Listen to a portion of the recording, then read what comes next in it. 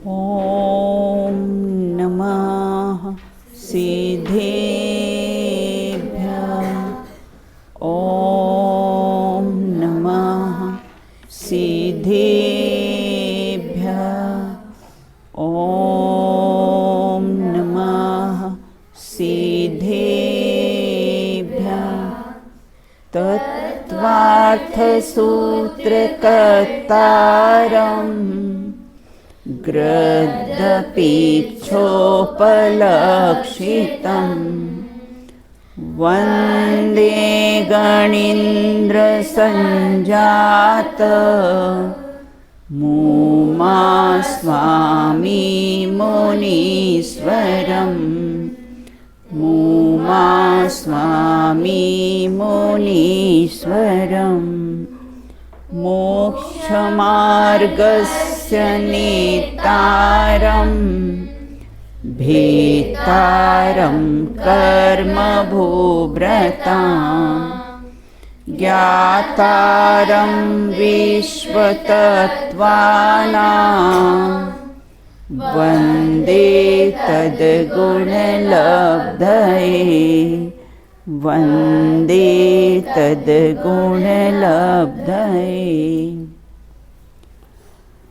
अपनी चर्चा यहाँ पर तत्वार सूत्र ग्रंथ के माध्यम से द्वितीय अध्याय पर अपनी चर्चा अपने प्रारंभ की थी। पूर्व में हमने इंद्रियों के भेद वगैरह पर चर्चा की थी कि इंद्रियों के भेद कितने होते हैं और जो दो इंद्रिय आदि के स्वामी कौन कौन से होते हैं ना।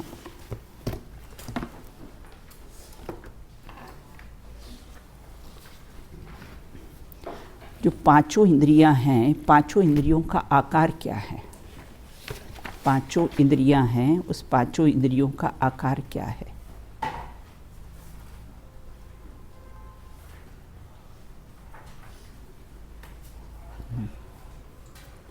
चलो बताइए दृष्टि है।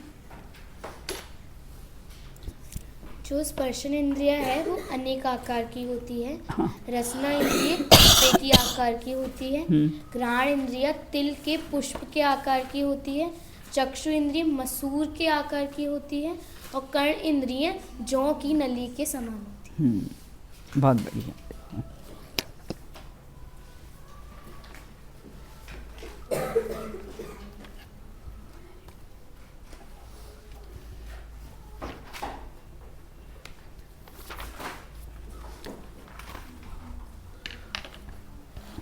चलिए आगे आज अपन चर्चा करते हैं। सूत्र नंबर 24 के अनुसार अपन कैसी है चर्चा करते हैं। तो 23 है वो आपको सब मालूम ही है। 2 इंद्री कौन, 3 इंद्री कौन, 4 इंद्री कौन, है ना, ये सब मालूम है, तो इसके बारे में हम नहीं विचार करेंगे। विकलत्रय किसे कहते हैं? विकलत्रय किसे कहते हैं? सूत्र नंबर 23 विकलत्रय किसे कहते हैं?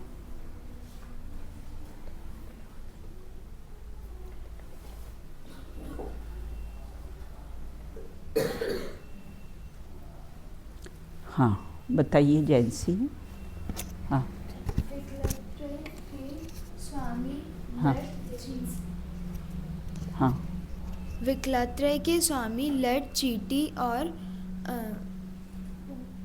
भौरा आदि हैं। और मतलब 2 इंद्री से 4 इंद्री के जो जीव होते हैं उसको क्या कहते हैं? विकलत्रय कहते हैं। चलिए आगे।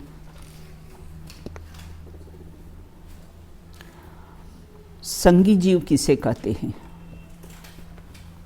संगी जीव किसे कहते हैं? हाँ जीव को संगी जीव कहते हैं। और संगी शब्द का क्या अर्थ है? शब्द को क्या अर्थ है? मन से युक्त विचार शक्ति को संज्ञा कहते हैं। जिसमें संज्ञा है वह शिक्षा दीक्षा ग्रहण कर सकता है, वही संगी है। बराबर, बिल्कुल, है ना। इतनी अपनी चर्चा हुई थी। अब आज अपन देखो 25 से लेकर 30 तक के 5 सूत्रों में विग्रह गति की चर्चा की है ना। तो उस विग्रह गति की चर्चा अपन कैसी है प्रारंभ करते हैं। विग्रहगतौ कर्मयोगः। एक बार फिर से पढ़िए।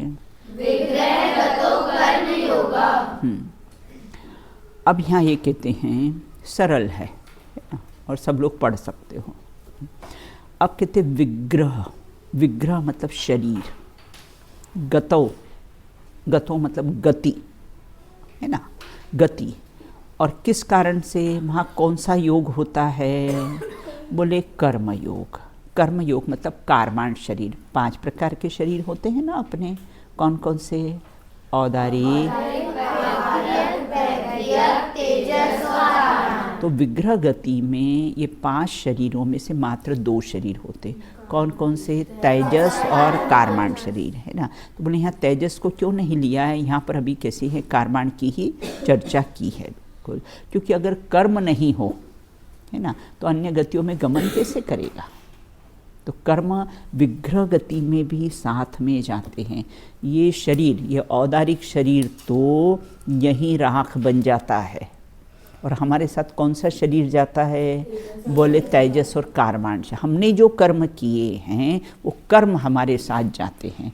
और ये शरीर तो कैसा है? जिस शरीर के लिए हमने झूठ बोला है वो शरीर तो यहीं छूट जाता है ना।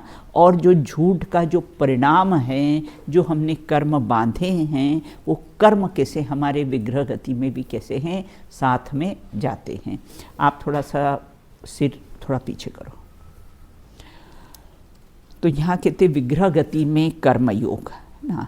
तो विग्रह गतौ मतलब विग्रह गति में कैसे? गतौ मतलब गति, और कार्माण योग अर्थात कैसे कर्म योग वहाँ पर रहता है। कार्माण मतलब कर्मों का समूह का जो शरीर होता है ना, उसको कार्माण शरीर करते हैं। 2 शब्द है, कर्म और योग। सूत्र में 2 शब्द है ना, कर्म और योग। तो कर्म मतलब कार्माण समूह का, ये कर्मों का कैसा है? समूह, कर्मों का समूह, उसको बोलते हैं कार्माण शरीर।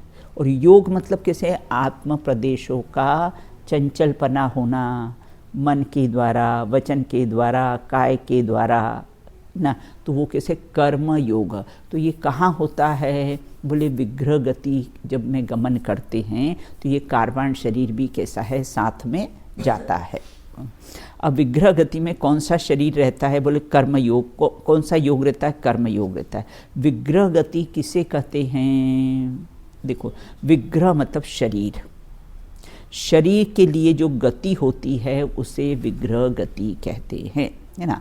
मतलब कैसे है, हमारे जो हमने वर्तमान शरीर है ना, अब वर्तमान शरीर को जब छोड़ेंगे और दूसरा कोई भी शरीर हम धारण करेंगे तो शरीर के लिए, नवीन शरीर की प्राप्ति के लिए जो हमारा गमन होता है उसको बोलते हैं विग्रह गति।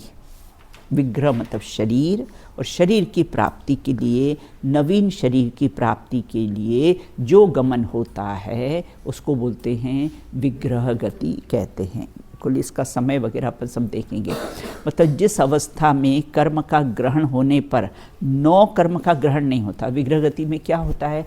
कर्मों का तो ग्रहण होता है लेकिन 9 कर्म मतलब ये शरीर है ना, ये शरीर का ग्रहण नहीं होता है। कर्मों का तो ग्रहण होता है लेकिन 9 कर्म का कैसा है? ग्रहण नहीं होता है। वह विग्रह है, और विग्रह होने वाली गति को कैसा है? शरीर की प्राप्ति के लिए जो गति होती है उसको कैसा है? विग्रह गति कहते हैं। और ये इसमें कैसा होता है? गमन में भाव मन ही होता है, द्रव्य मन नहीं होता है। विग्रह गति का जितना भी टाइम पीरियड रहता है वह कैसा होता है? उसमें कैसा है? द्रव्य मन, जो अष्टदल कमल के आकार की रचना है ना, वो द्रव्य मन नहीं होता, भाव मन होता है। क्षोभ संज्ञान, उघाड़ ज्ञान, प्रगट ज्ञान, है ना, ये भाव मन कैसा है? वहाँ पर होता है। अब यहाँ ये कहते हैं विग्रह। विग्रह मतलब शरीर को कहते हैं। विरुद्ध ग्रहण भी है, इसका एक अर्थ विरुद्ध ग्रहण भी है, और कर्म परमाणु का ग्रहण भी है। 9 कर्म परमाणु का ग्रहण यहाँ पर नहीं लेना। गति, गति क्या है? गमन। गाय है ना, गाय शब्द है ना, गमन ना। तो गति, गति मतलब कैसा है? गमन होता है। अब कर्म योग किसे कहते हैं? कर्म के निमित्त से जो योग होता है उसे कर्म योग कहते हैं ना। तो विग्रह गति में जब कार्माण शरीर और तेजस शरीर रहता है तो कर्म के निमित्त से मन वचन काय में जो हलन चलन होती है ना। जैसे किसी ने हमारा अपमान किया, अब हमको क्रोध आया, क्रोध में हमने भी कैसे आंखें लाल कर ली है ना, अब शब्द हमने भी बोल लिए, हाथ वगैरह से शायद किसी को मारपीट भी हमने कर ली है ना। ये जो हमारा मन से वचन से और ये काय से जो हलन चलन हुआ, किसके कारण हुआ? कर्म के निमित्त के कारण। तो इस प्रकार से कर्म के निमित्त से होने वाले मन वचन और काय मिलती है और उसका जो हलन चलन होता है उसको बोलते कर्म योग। समझ में आया नियति? कर्म योग किसे कहते? दो शब्द आए, कर्म और योग। कर्म मतलब कार्माण, ये कर्मों के समूह को कैसा है ना, वो कार्माण कहते हैं बिल्कुल। और योग मतलब मन वचन काय की चंचलता, तो उसे कर्म योग कहते हैं। नए नए कर्मों का आश्रय होता है। अब योग किसे कहते हैं? मन वचन काय के निमित्त से होने वाले आत्म के प्रदेश को योग कहते हैं। जैसे आप लोग जाते हो ना, स्कूल जाते तो फिर इस प्रकार से हाथ हिलाते हो ना, तो ये जो काय के निमित्त से जो यहाँ पर जो आत्मा के प्रदेश है वो भी हिल रहे हैं, ये हलन चलन उसका हो रहा है ना। ये काय के निमित्त से मुख से आप बोल देते हो हाय बाय छोड़िए जय जिनेंद्र बोल, सब लोग हैं ना, आप जय जिनेंद्र बोलना सीखो बेटा। जितनी बार हम जय जिनेंद्र बोलते हैं उतनी बार भगवान को हमारा नमस्कार हो जाता है, हमारी जय हो जाती है। तो इसलिए कैसा है, हाय बाय नहीं बोलना, हाय हाय क्या हाय हाय लग जाए फालतू बिल्कुल है ना, इसलिए हाय नहीं बोलना। अब तो है ना आदत डालो बेटा, शुरू में आपको तकलीफ़ पड़ेगी है ना, और फिर लोग आपको कहेंगे स्कूल में ऐसे बैकवर्ड लड़कियां है या हाय बाय नहीं करती है, कहने दो है ना। देखो पंजाबी जहाँ भी मिलते हैं वो सत श्री अकाल बोलते हैं, वो अपने से भी मिलेंगे तो सत श्री अकाल बोलेंगे। मुसलमान अपने से मिलेगा तो अपने को वालेकुम सलाम बोलेगा। तो फिर हमको क्या करना चाहिए?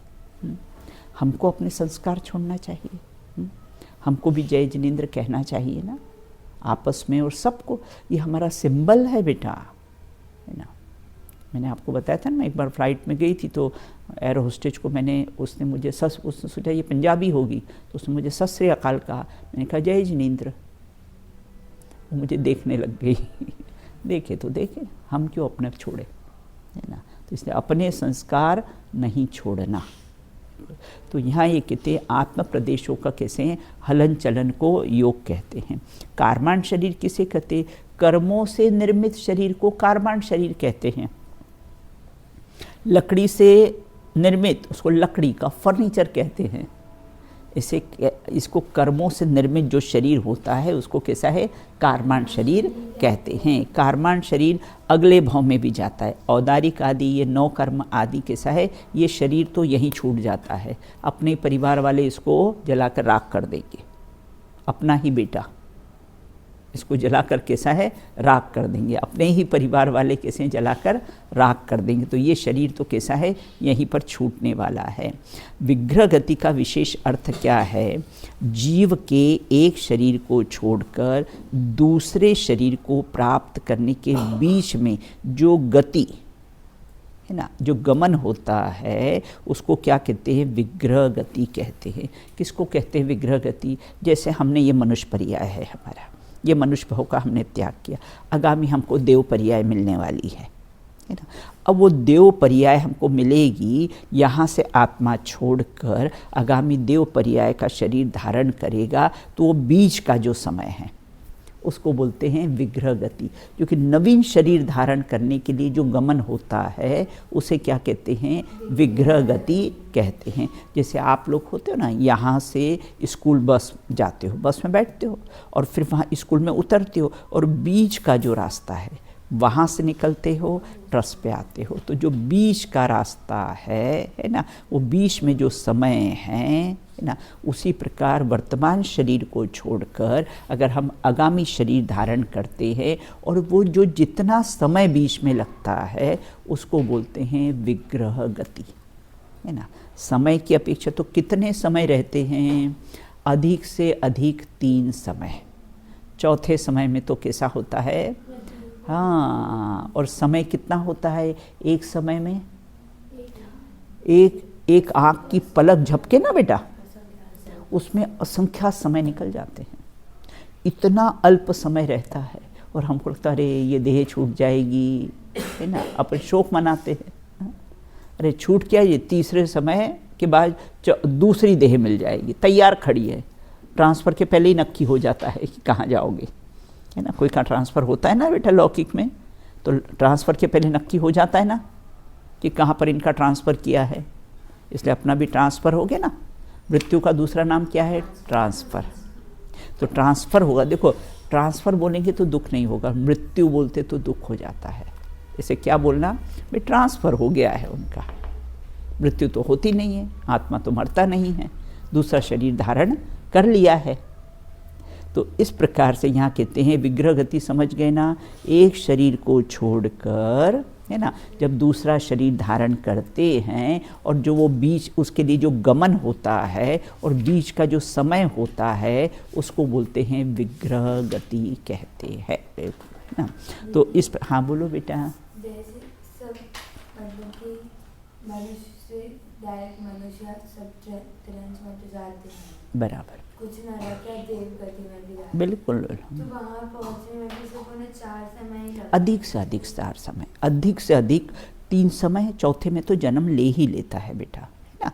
अधिक से अधिक एक समय में भी अपन इसके जो भेद अभी पढ़ेंगे ना, विग्रह गति के 4 भेद होते, उसमें अगर ऋजु गति से गमन करेगा तो 1 समय, है ना। और कैसे गोमूत्रिका गति से गमन करेगा तो 3 समय। देखो अपन ये अपने जो चार्ट लिया है ना, उसको देखा है ना, उसको समझते हैं।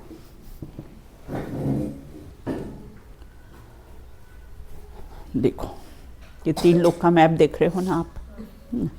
अब यहाँ से जीव ने कैसा है गमन किया, है ना, ये पहला समय, है ना। यहाँ से चला वो, यहाँ से देह छोड़ दी, यहाँ से देह छोड़ दी और ये चला यहाँ से, तो ये कैसा हुआ? पहला समय, है ना। मतलब पहला समय मतलब मोड़ 1, 3 मोड़े लेता है बेटो, समय 4 और मोड़े 3, पहला मोड़ लिया इसने ना, यहाँ से निकला, है ना। अगर यहाँ से गमन किया तो सीधा तीर की भांति चला जाएगा। ऋजु गति से गमन किया, जैसे तीर जाता है ना, तीर अगर इस डायरेक्शन में छोड़ेंगे तो सीधा जाएगा, इस डायरेक्शन में छोड़ेंगे तो सीधा जाएगा, इस डायरेक्शन में छोड़ेंगे तो सीधा जाएगा। तो ये तीर की भांति, है ना, ये चला यहाँ से, है ना, एक समय में बिल्कुल। उसके ये फर्स्ट मोड़ लेता है ना। उसके बाद 2 समय, ये दूसरा मोड़, 2 समय लगे, और ये तीसरा मोड़ यहाँ पर लेता है, ये 3 समय, और चौथे समय में जन्म ले लेता है। समय और ये 4 इन दोनों के बीच नहीं, समय ज़्यादा नहीं है बेटा, ये तो अपने मैप में बताया है, मैप में अपने बताया है बिल्कुल। क्योंकि मैंने कहा समय कितना अल्प होता है ना, बहुत अल्प होता है ना। तो चौथे समय में जन्म ले लेता है। 3 मोड़ और 4 समय, फर्स्ट, सेकंड और ये 3rd मोड़, है ना। और समय कितना लगा? फर्स्ट, सेकंड, 3rd, 4th, 4 समय लगा। अधिक से अधिक 4 समय, इससे ज़्यादा समय लगता ही नहीं। चौथे समय में तो हम जहाँ भी जाएंगे वहाँ पर जन्म ले ही लेंगे ना। तो इस प्रकार से ये अपना कैसा है गमन होता है। ये आप कैसा है अपनी नोटबुक में भी ये आप चित्र बना लेना और फिर कैसा है इसको लिख लेना।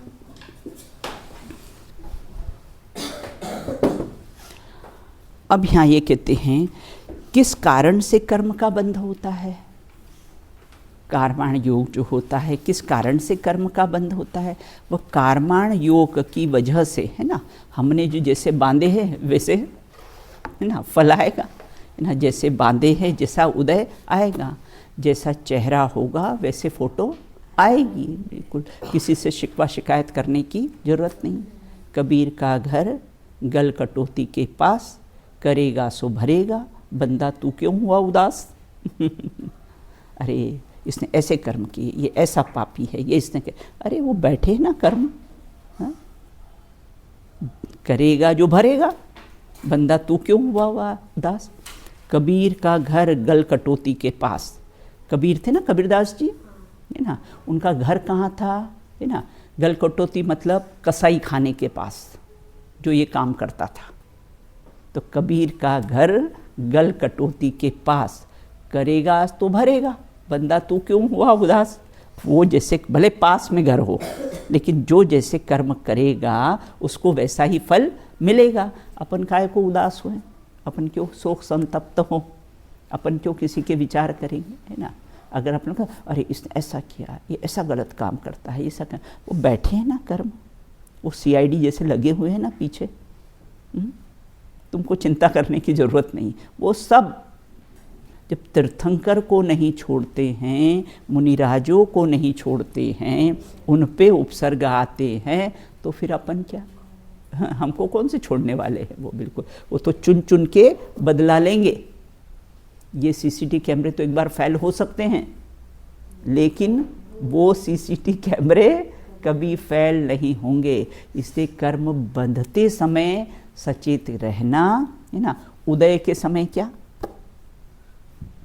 उदय के समय क्या सचेत कर, हाँ बस सबके प्रति। कोई ने गलत, अरे आज इसने ऐसा गलत किया, ये ऐसे हैं, ये वैसे हैं, बिल्कुल, है ना।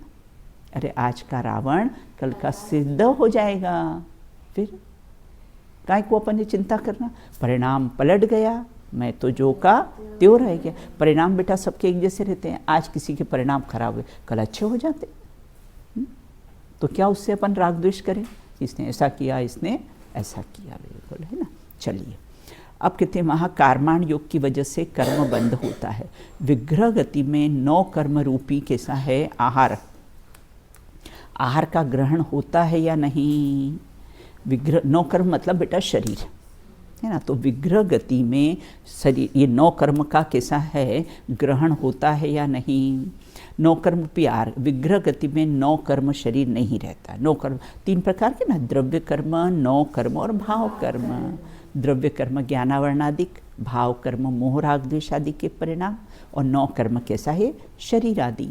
तो विग्रह गति में 9 कर्म नहीं है, इसलिए आहार का ग्रहण नहीं करेगा वो, है ना। लेकिन कार्माण योग की वजह से कर्मों का तो ग्रहण करेगा, कर्मों का ग्रहण करेगा, लेकिन ये 9 कर्म के परमाणु को ग्रहण नहीं करेगा, बिल्कुल, है ना। 9 कर्म मतलब ये शरीर, विग्रह गति में शरीर नहीं होता ना, अनाहारक होता है वो, अभी अपन चर्चा करेंगे। तो ये 9 कर्म के लिए परमाणु ग्रहण नहीं करेगा। 9 कर्म के परमाणु तो कब ग्रहण करेगा, जब वहाँ पर जन्म लेगा ना, जहाँ पर वो जन्म लेगा वहाँ पर ये शरीर के योग्य परमाणु को ग्रहण कर लेगा। अभी विग्रह गति में तो कैसे कार्माण का योग होता है ना, मात्र कर्मों को ही ग्रहण करता है, बिल्कुल, है ना। अब यहाँ ये कहते हैं तो जानने से अपने को लाभ क्या हुआ, किस देह के पीछे हम जो दिन रात पड़े रहते हैं, पड़ा क्यों देह के पीछे, हल्लो, पड़ा क्यों देह के पीछे, वहाँ तेरा धरा क्या है, क्या क्या भरा इस देह में। क्या क्या भरा है बेटा, मल मूत्र, इसका भी ऑपरेशन करें ना देह का। मल मूत्र, मांस जिसको हम देखना नहीं चाहते हैं, ब्लड जिसको देख ले तो मुंह फेर ले अपन। तो क्या भरा है इस देह में, यही तो भरा हुआ है ना। और इस देह से इतनी यारी करते हैं, इस देह को किसी ने कुछ बोल दिया तो राग द्वेष कर लेते हैं। तो क्या अपने को लाभ मिलता, क्या क्या भरा इस देह में, और ये हमारा कैसा है, साथ जाएगा नहीं है। अपने को भेद ज्ञान की प्रेरणा मिलती है ना। देह छूट जाएगी, अरे ज़्यादा तीसरे समय में दूसरी मिल जाएगी, और जाने के पहले नक्की हो जाएगा। नक्की कौन करता है आशिका, नक्की कौन करता है, कौन सी गति में जाएंगे, नक्की कौन करता है, भगवान नहीं, आराध्य भगवान नहीं करते, फिर कौन करता है, अपन स्वयं, है ना। कहाँ जाना है अपने को, ये अपन स्वयं ही नक्की करते हैं। ना। भगवान कोई नक्की करते नहीं, भगवान का ये डिपार्टमेंट थोड़ी है वो तो वीतरागी है, उनका ये डिपार्टमेंट है, किसको यहाँ भेजे उसको वहाँ भेजे, तो फिर रागी द्वेषी हो जाए वो तो ना। हमने जैसे कर्म किए हैं वैसा फल मिलेगा। कर्म जैसा करोगे फल भी वैसा मिलेगा, नीम बोने वालों को आम कैसे मिलेंगे। हाँ, बोया तो नीम का पेड़ और मिलेगा क्या? नियति। अरे आम नहीं होंगे, आम नहीं हो तो बोया क्या था तो जैसा बोया है वैसा ही फल मिलेगा, जैसे हमने कर्म किए हैं वैसे ही उदय में आएंगे बस। तो बंधते समय सावधान रहो। अब आगे कहते हैं अनुश्रेणी गति, पढ़ लो बस, बहुत सरल है। हाँ, 26वां सूत्र पढ़िए एक बार फिर से। अनुश्रेणी गति। अब कहते हैं कि जो विग्रह गति में जीव और पुद्गल का गमन कैसे होता है। विग्रह गति में जब जीव जाता है तो उसका वहाँ पर गमन कैसे होता है, तो बोले अनुश्रेणी से होता है। अब ये अनुश्रेणी क्या है ना, देखो 6 प्रकार से बेटा गमन होता है। श्रेणी, अनुश्रेणी मतलब श्रेणी के अनुसार गमन होता है 6 प्रकार से। पूर्व से पश्चिम, और उत्तर से दक्षिण, ऊपर से नीचे, नीचे से ऊपर गमन कैसे होगा ना। इस प्रकार 6 प्रकार से उसका गमन होता है। जब जीव यहाँ से जाता है ना, अब हम यहाँ से जाएंगे ना तो हमारा गमन कैसे होगा, या तो पूर्व से पश्चिम, उत्तर से दक्षिण, ऊपर से नीचे, नीचे से ऊपर, इस प्रकार से कैसा है गमन होता है कुल। और श्रेणी, ये 7 राजू चौड़ी और 1 राजू लंबी को श्रेणी कहते हैं। क्या कहा? 7 राजू 14 राजू है ना, 3 लोग का नक्शा कितना है? 14 राजू है ना। तो 7 राजू तो कैसी है? ये चौड़ी है। ये नीचे का पार्ट दिख रहा है ना आपको, ये 7 राजू तो कैसी है? चौड़ी है। और कैसी है? 1 राजू कैसी है? एक राजू, 7 राजू चौड़ी और 1 राजू लंबी को श्रेणी कहते हैं। अब कहते हैं जीव पुद्गल की गति कैसे होती है? जीव पुद्गल की गति श्रेणी के अनुसार होती है उसे ही श्रेणी के अनुश्रेणी कहते हैं, है ना। जीव पुद्गल की जो गति होती है उसे ही श्रेणी कहते हैं, उसे ही कैसे अनुश्रेणी कहते हैं। अब श्रेणी किसे कहते हैं? लोक के अंदर आकाश की पंक्तियां हैं उसे श्रेणी कहते हैं। जैसे टीवी में ऊपर से शुरू करते ही लाइन आ जाती है। टीवी जैसे स्टार्ट करते कुछ लाइन्स आती है क्या? लाइन्स आती क्या? मुझे तो याद नहीं है कि टीवी में कैसी लाइन्स आती। लाइन्स आती है टीवी स्टार्ट करते तो क्या आता है? कुछ लाइन्स आती है, कुछ आता है उसमें। स्टार्ट करते तो कुछ आता है उसमें, है ना। तो इस प्रकार लोक के अंदर आकाश की कैसी पंक्तियाँ होती, ऊपर नीचे, है ना। ऐसे आकाश के प्रदेश में कैसे है, ऐसी लाइनें होती है ना, ऐसी लाइनें होती हैं। और उसे कैसे हैं? जैसे टीवी में ऊपर से लाइनें होती हैं। आप चेस होती ना, चेस में कैसे हैं? कहाँ गई वो चेस वाली? हाँ चेस होती ना तो उसमें ब्लॉक्स बने रहते हैं ना बेटा, ऐसे ऐसे फिर ऐसे ऐसे सब ब्लॉक्स बने रहते ना। और फिर क्या करते हैं वो, आप चलते हो तो ऐसे चलते हो, फिर ऐसे चलते हो, ऐसे चलते हो ना। जब आप चाल चलते हो ना, चेस खेलते हैं ना तो उसमें चाल चलते ना, तो बेटा कैसे जो ब्लॉक्स बने रहते ना, ऐसे फिर ऐसे फिर या फिर ऐसे ऐसे चलते हो ना। उसी प्रकार से ये आकाश की श्रेणियों में जीव गमन करता है ना, तो इस प्रकार से गमन करता है बिल्कुल। तो जीव और शुद्ध पुद्गल, पुद्गल की प्रेरणा के अनुसार ही गमन कैसा होता है? 14 राजू होता है बिल्कुल ना। तो समझ में आ गया ना। चेस में चाल चलते समय है ना, तो वो क्या होता है? ऐसे से गमन करते हैं ना। उसी प्रकार से ये आकाश की श्रेणियाँ होती ना, उसमें भी जीव ऐसे ही गमन करता है। ऊपर जाएगा लेकिन ऐसा तिरछा नहीं जाएगा, ऐसा ऐसा फिर ऐसा, जैसे चेस में खेलते ना, फिर ऐसे फिर ऐसे फिर ऐसे, उसी प्रकार से जीव भी जब गमन करता है तो ऐसे आकाश में श्रेणियों के अनुसार ही कैसा है गमन करता है। अब अनुश्रेणी का अर्थ है, अनुश्रेणी अर्थात सरल रेखा के अनुसार या श्रेणी के अनुसार या पंक्ति के अनुसार अर्थात क्रम से ही गमन होता है। जीव और शुद्ध पुद्गल परमाणु दो बात है। जीव भी गमन करता है और कौन करता है, शुद्ध पुद्गल परमाणु भी कैसा है गमन करता है। सब श्रेणी के अनुसार ही गमन करते हैं। 14 राजू का अर्थ होता है असंख्यात योजन का एक राजू होता है ना। 14 राजू ना, 14 राजू तंग नभ तामे जीव अनादिते भरमत है बिन ज्ञान, बिल्कुल ना। उस प्रकार से कैसा 14 राजू मतलब असंख्यात योजन का कैसा होता है एक राजू होता है। अपने पूर्व में बताया था ना कि कृत्रिम को मापने का और अकृत्रिम को मापने का ना। 2000 कोस का एक योजन वो अकृत्रिम को मापने का है और 200 कोस का एक योजन वो कृत्रिम को जो बनाया हुआ हो है ना, उसको मापने का नाप होता है। अब अनुश्रेणी गति किस समय होती है, मृत्यु के बाद दूसरे जन्म में जाते वक्त अथवा मतलब संसार में परिभ्रमण करे वो। दूसरा मोक्ष जाते वक्त, वो ऊर्ध्वगमन करते वक्त जीव कैसा होता है अनुश्रेणी गति कहते हैं। मतलब जिससे है ना गमन करता है उसे कैसे हैं अनुश्रेणी गति कहते हैं। मृत्यु हुई, अपनी मृत्यु हुई और हमने कैसा है दूसरे भाव में जन्म लेने में या मोक्ष जाते समय गमन करते समय जीव कैसा है अनुश्रेणी से ही गमन करता है। अब कहते हैं विदिशाओं में ईशान, आग्नेय, नैऋत्य, वायव्य 10 दिशाएं होती ना। आपने छड़ाला में पढ़ी होगी 10 दिशाएं, 10 प्रकार की दिशाएं पढ़ी ना। कौन कौन सी है, पूर्व, पश्चिम, उत्तर, दक्षिण और है ना विदिशाएं है ना, ईशान, आग्नेय, नैऋत्य, वायव्य और ऊपर और नीचे है ना। इस प्रकार 10 प्रकार की दिशाएं होती है।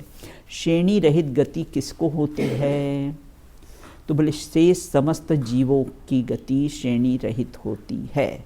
मतलब मृत्यु और मोक्ष जाए ना उस समय श्रेणी होती। बाकी अब हम भी तो गमन करते हैं, वहाँ पर कैसा है श्रेणी से गमन नहीं करते हैं। मात्र या तो मोक्ष में जाते समय या तो फिर मृत्यु हुई और एक शरीर को छोड़कर दूसरे शरीर को धारण करते हैं, तब कैसा होता है ये श्रेणी से ही गमन होता है। और श्रेणी रहित होती, संसार में गमन कैसा होता है श्रेणी रहित होता है। अब अनुश्रेणी गति कौन से आकाश में होती है, अनुश्रेणी गति पूरे लोकाकाश में होती है। देखो बेटा ये 3 लोक तो हमने ऐसा बनाया, इसको अगर ऐसा ज़मीन में बिछा दे है ना, ऐसा ये ज़मीन में बिछा दे ना बिल्कुल, तो इस आकार की यहाँ पर रचना है 3 लोक की। ये तो अभी हमने खड़ा कर दिया है, अगर इसको हम ऐसा आड़ा बिछा दे तो कैसी रचना कैसी है, बाकी साइड का सब अलोकाकाश है जितनी उसकी रचना है ना।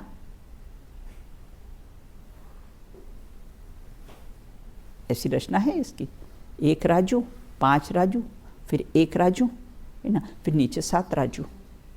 इस प्रकार से इसकी रचना है यहाँ पर। तो यहाँ ये कहते हैं कि इस प्रकार से अनुश्रेणी गति कौन से आकाश में होती है, लोकाकाश में होती है। लोकाकाश का अपना ये चित्र बना हुआ है ना, लोकाकाश का पुरुषाकार। लोकाकाश का ये लोक का आकार कैसा होता है पुरुषाकार, जैसे कोई पुरुष हो ना और कैसे पैर चौड़े कर ले और ऐसा कमर पर हाथ रख ले है ना, इस आकार की लोक की रचना होती है। समझ गए ना, ऐसा कमर पर हाथ रख के मैं खड़ी हो जाऊं, कमर पर हाथ रख के पैर ऐसे चौड़े करके खड़ी हो जाऊं, तो नीचे से 7 राजू, बीच में से 1 राजू है ना, यहाँ से 5 राजू और फिर 1 राजू। इस प्रकार की इसकी लोक की रचना होती है बिल्कुल। अब आगे कहते हैं अविग्रह जीवस्य, पढ़िए एक बार और बोल लीजिए। अब कहते मुक्त जीवों की गति कैसी होती है, जो मोक्ष जाते हैं, जो मुक्त जीव होते हैं उनकी गति कैसी होती है, तो बोले अविग्रह जीवस्य। अविग्रह मतलब कैसा है, बिना मोड़ वाली है ना, और जीवस्य मतलब जीव की, है ना। अविग्रह मतलब कैसे है, विग्रह, विग्रह मतलब कैसे है, मोड़ से रहित, है ना। जैसे गैस का बलून अपन छोड़ते हैं ना बेटा, तो कैसा होता है, सीधा जाके वहाँ ऊपर चिपक जाएगा। जहाँ भी छत होती ना बेटा, वहाँ पर क्या करता है, अगर हमने गैस का बलून यहाँ से ऐसा छोड़ा तो क्या करेगा, ये छत पे जाकर चिपक जाएगा, बिल्कुल, है ना। उसी प्रकार जीव यहाँ से गमन करता है ना, तो कैसे तनुवात वलय के में जाकर ऐसा स्थित हो जाता है, यहाँ टॉप पर, इसको तनुवात वलय है ये, और कैसे यहाँ से चला और यहाँ से जाके स्थित हो जाता है। जैसे गैस का बलून होता है ना, ऊपर क्यों नहीं जाता है, क्योंकि जगह ही नहीं है। वो गैस का बलून ऊपर क्यों नहीं जाता है, जगह ही नहीं है उसमें। उसी प्रकार जीव कैसा है, यहाँ तक जाता है, आगे क्यों नहीं जाता है, धर्मास्तिकाय अभाववत, धर्मास्तिकाय का अभाव रहता है, इसलिए क्या करते हैं, विधि गमन करता नहीं है, यहीं तक जाकर ठहर जाता। सिर सबके समान और पैर ऊपर, जो कोई पद्मासन से जाता है, कोई खड़गासन से जाता है ना, तो सिर अपने क्या होते हैं, पैर सबके समान, और सिर से अपन कैसे हैं, ऊपर नीचे होते हैं। और सिद्धों का क्या होता है, सिर सबके समान और कैसे पैर कैसे होते हैं, कोई पद्मासन से जाए और कोई खड़गासन से जाता है, और ऐसे कैसे जाके एक समय में जाके ऐसे जाके विराजमान हो जाते हैं। एक समय मतलब काल द्रव्य की सबसे छोटी इकाई, मतलब अगर 9 बज के अगर, है ना, 1 सेकंड पर अगर यहाँ से गमन करा सिद्धों ने, तो 9:01 पर ही वहाँ जाके विराजमान हो जाएंगे। वो आपने देखा होगा ना, एक तो लॉन्ग जंप होता है और एक हाई जंप होता है। हाई जंप करते ना, यहाँ से करते और सीधा वहाँ पर जाते हैं, है ना। उसी प्रकार यहाँ से चला और सीधा मोक्ष में जाकर पहुँच जाता है। हाँ, धर्मास्तिकाय मतलब जहाँ पर अपन है ना, आपने 6 द्रव्य पढ़े हैं ना, धर्म द्रव्य, अधर्म द्रव्य। तो धर्म द्रव्य क्या करता है, जो गमन में, हाँ, गमन में निमित्त हो। अधर्म द्रव्य क्या होता है, ठहरने में निमित्त होता है। तो अब क्या होता है, वहाँ धर्म द्रव्य का अभाव है। कहाँ पर, यहाँ जाके क्यों ठहर जाता है, क्योंकि धर्म द्रव्य का अभाव है ना, और धर्म द्रव्य गति में निमित्त होता है, गमन करने में निमित्त होता है। उदाहरण आपका है ना, जैसे गमन करती हुई मछली को बहता हुआ पानी, तो यहाँ उसको बोलते धर्मास्तिक है। आगे क्यों नहीं जाता, यहीं क्यों ठहर जाता है जीव, हाँ, वो धर्मास्तिकाय का अभाव है, इसलिए आगे कैसा है, गमन कर सकता नहीं है, बिल्कुल। तो इस प्रकार इसकी शेष चर्चा और करेंगे, समय अपना हो गया है, बिल्कुल। चलिए सूत्र पढ़ लीजिए।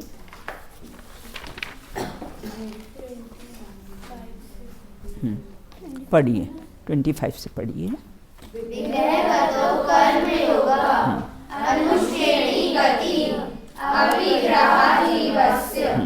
ये 5 जो है ना, 5 सूत्रों में ये मात्र विग्रह गति की ही चर्चा आई है।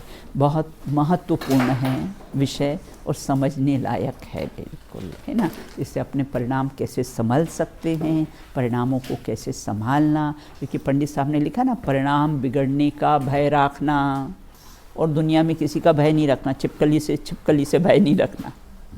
जिसको भी जिसका भय हो उसका भय नहीं रखना। किस बात का भय रखना अवनी, वह हमारे परिणाम बिगड़े नहीं।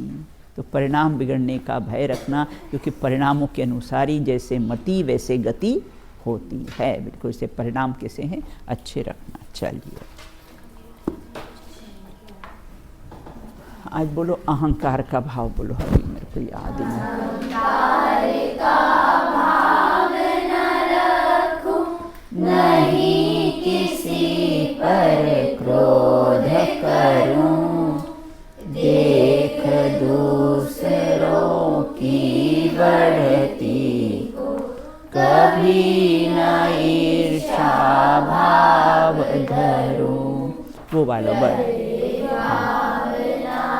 ऐसी मेरी सरल सत्य व्यवहार करूं, बने जहाँ तक इस जीवन में औरों का उपकार करूं। वो वाला बोलो। जिसके श्रृंगारों में मेरा महंगा जीवन धुल जाता, अत्यंत यशोची जड़ काया से इस चेतन का कैसा नाता। चलिए। बोलिए अनंतानंद सिद्ध परमेष्टि भगवंतों की जय हो। नित्य बोधनीय द्वादशांगमय जिनवाणी माता की जय हो। समस्त भावलिंगी संतों की जय हो। तत्वार सूत्र नामक महान ग्रंथ की जय हो। मोक्ष शास्त्र रचयिता आचार्य गृध्र पिछुमा स्वामी देव की जय हो। अंतिम शासनायक महावीर भगवान की जय हो। अहिंसा परमो जैन धर्म की जय हो। एक साथ बोलिए जय हिंद जय।